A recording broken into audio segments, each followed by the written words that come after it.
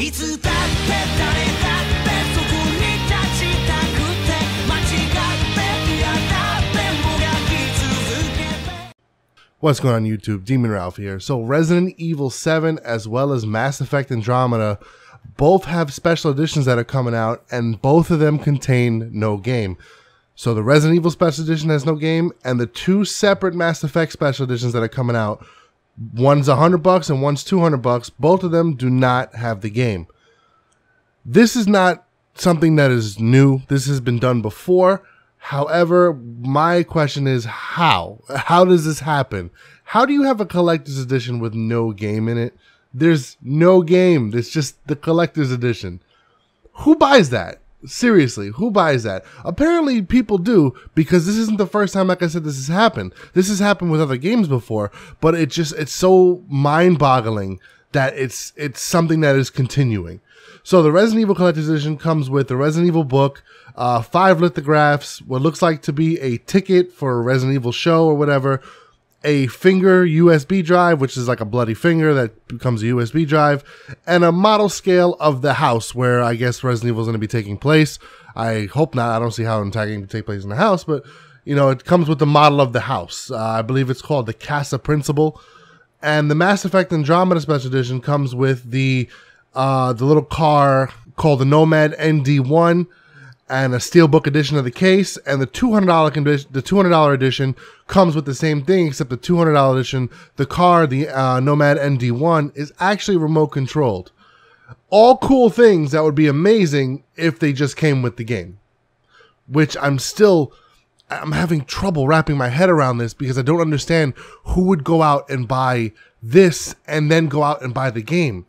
It's just fucking put the fucking game in the collector's edition. I don't understand. I don't see the marketing behind it. I don't see the selling point, I guess you could say. I don't see the purpose of it.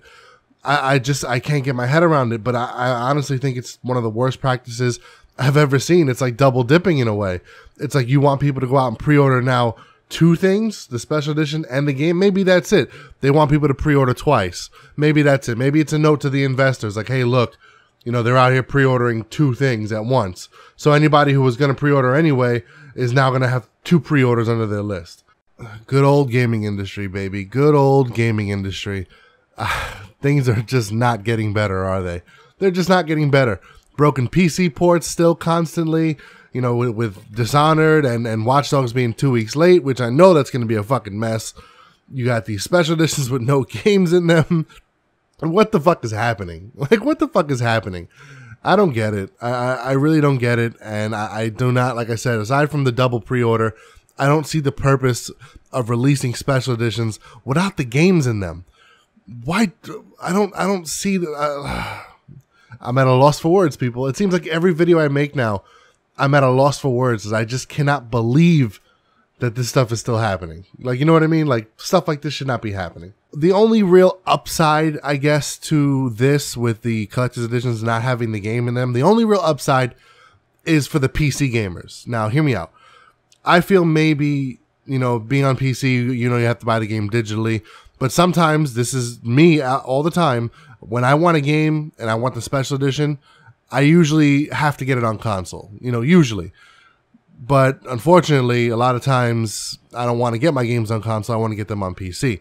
So when the collector's edition comes out, I usually have to buy 2 copies of the game because I want to play it on PC and I want the collector's edition. I stopped doing that because I don't want to double dip.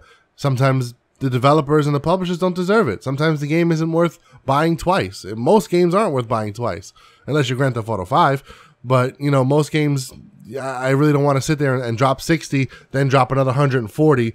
And, you know, I can sell the game, yeah, but still, it's an extra step and it's not worth the time. It's just, I'd rather just get it all in one place. You know what I mean? It's not that I have it like that. I'm just lazy, you know, so I'd rather just get it all in one place. But the only way I can see this being an advantageous thing is for the PC gamers. Now you can buy your game and get your special edition at the same time and not really miss out on anything. I guess that's cool, but I still think it's a dirty practice. I really don't think that's the intention. I'm trying to look at both sides of the coin here. I think that that's probably the best outcome you could find in this. Other than that, I'm 100% against it. because it's just like double dipping. Like I said, it's double dipping for pre-orders. It's just bullshit. And it's another practice that we don't need in this industry. It's confusing to the common person. You know, not everybody is out here making YouTube videos or watching YouTube game channels, you know, or on podcasts like we all are. Not everybody's doing that. Some people are just buying games and that's it. So somebody goes to, you know, buy the collector's edition. How likely is the fucking associate going to be like, hey, just so you know, this doesn't come with the game? And even if you get the good associate that does do that, the person's going to be like, what the fuck? What do you mean it doesn't come with the game? Why? Why wouldn't it come with the game? And then it's going to be a back and forth conversation, and it's just going to waste everybody's time.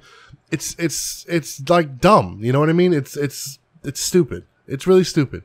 Anyway, guys, let me know what you think. This is Demon Ralph signing out.